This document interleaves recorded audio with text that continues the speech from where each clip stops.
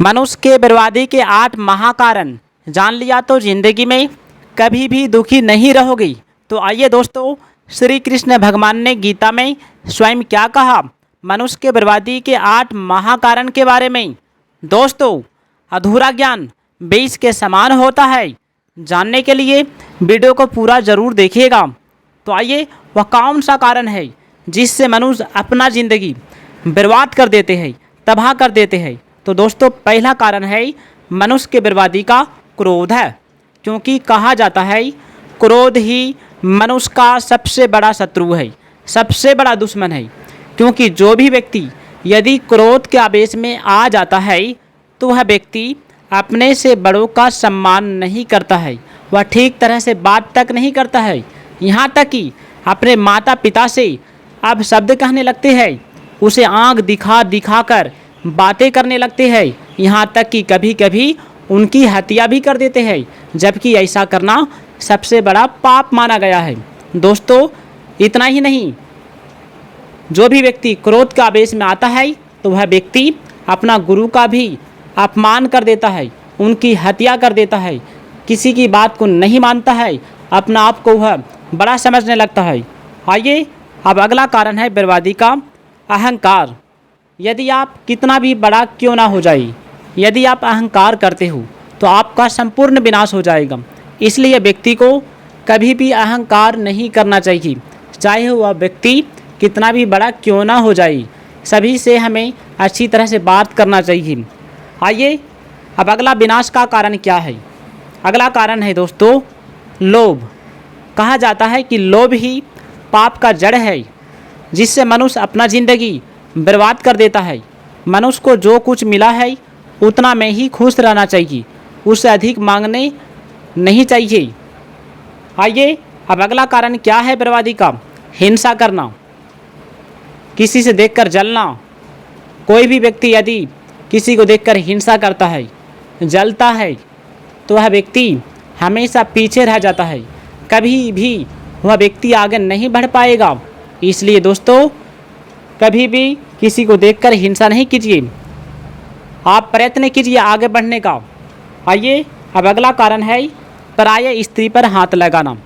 पराय स्त्री पर कभी भी हाथ नहीं लगाना चाहिए, गलत नज़र से नहीं देखना चाहिए।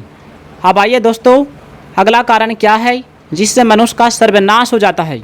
गर्भवती महिला को मारना, उनकी हत्या करना सबसे बड़ा पाप माना गया है।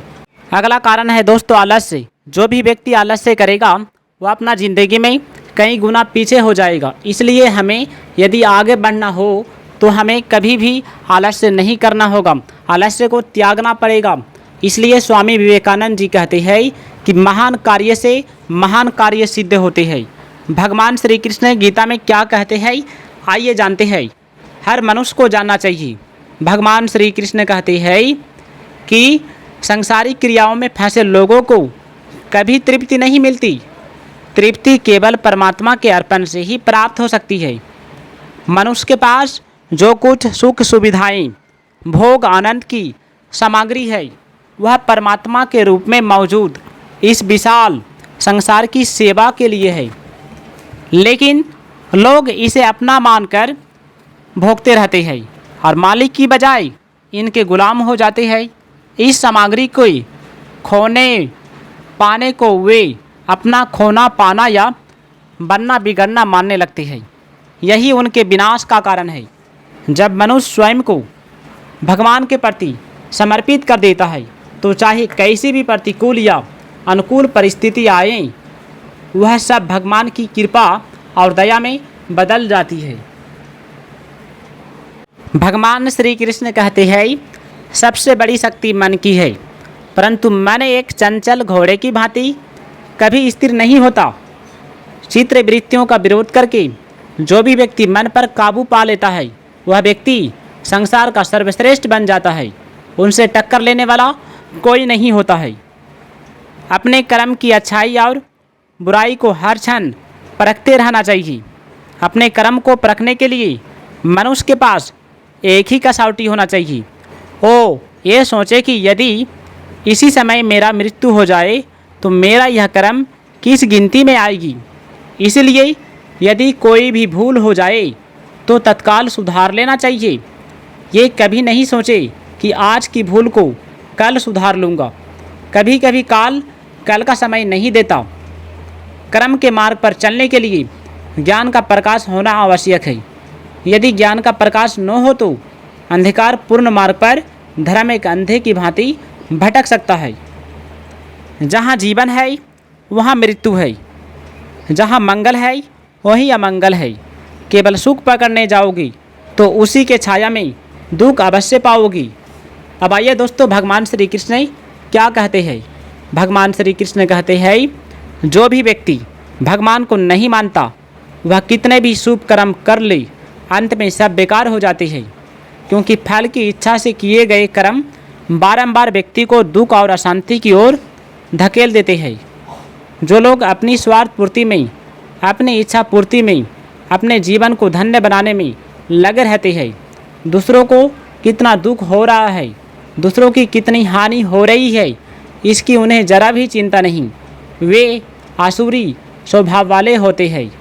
जिन लोगों की स्वार्थ पूर्ति, इच्छा पूर्ति में कोई बाधा खड़ी होने पर वे क्रोधित हो जाते हैं और दूसरों का अहित करने से भी नहीं चूकते, वे राजसी स्वभाव वाले होते हैं।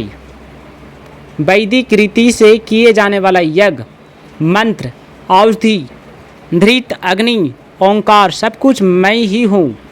मैं ही माता पिता, पितामह, ईश्वर, कर्मफल दाता, सबका आश्रय, सर्वहितकारी, प्रलयकर्ता, सृष्टिकर्ता एवं अनश्वर बीज स्वरूप मैं ही हूँ। हे धनंजय, संसार के कल्याण के लिए मैं तरह तरह के रूप धारण करता रहता हूँ। कभी सूर्य बनकर मैं ही उष्मा देता हूँ, जल को ग्रहण करता हूँ, फिर वर्षा के रूप में पृथ्वी को वापस भी देता हूँ। मुझे भक्त से कुछ लेने की कामना कतई नहीं होती। मैं उसके प्रेम तथा श्रद्धा भाव को देखता हूँ। यदि भक्त श्रद्धापूर्वक पत्र, पुष्प, फल, जल आदि अर्पित करता है तो आनंद से ग्रहण करता हूँ और भक्त की इच्छा पूर्ण करता हूँ। भगवान श्री कृष्ण कहते हैं अर्जुन को, हे पार्थ, मेरी शरण में आए हुए हर प्राणी को परम गति मिलती है, चाहे वह किसी वर्ग का या किसी जाति का हो, पुरुष हो या स्त्री, यहाँ तक कि वह मनुष्य हो या जीव जंतु, पापी भी हो तथा मेरी शरण में आ गया हो तो वह निश्चित रूप से संसार सागर से पार होकर मोक्ष पा जाता है। तुम मेरे भक्त बनो, मेरी शरण में सब कुछ छोड़कर आ जाओ, शरणागत होते ही मुझे प्राप्त कर लोगे। कोई भक्त जैसे ही अहंकार का त्याग करता है वह मुझे परमात्मा को पा लेता है। चाहे कोई दुराचारी से दुराचारी, पापी से पापी क्यों ना हो, चाहे किसी वर्ण का, आश्रम का, संप्रदाय का, देश का, वेश का हो, अगर वह सच्चे भाव से भगवान की शरण में आ जाता है तो भगवान उसे प्राप्त हो जाता है। भगवान इस संपूर्ण जगत के उत्तरदायी है। यह विश्वास ज्ञान है और भगवान के अतिरिक्त दूसरा कोई तत्व नहीं, ऐसा अनुभव होना विज्ञान है।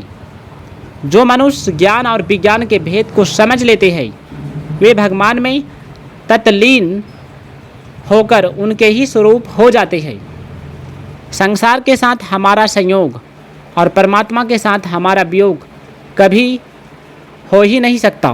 परमात्मा सभी योनियों से हमारे साथ रहते हैं, परंतु केवल मनुष्य योनि में ही परमात्मा को पहचाना जा सकता है, अन्य किसी योनि में नहीं पहचाना जा सकता।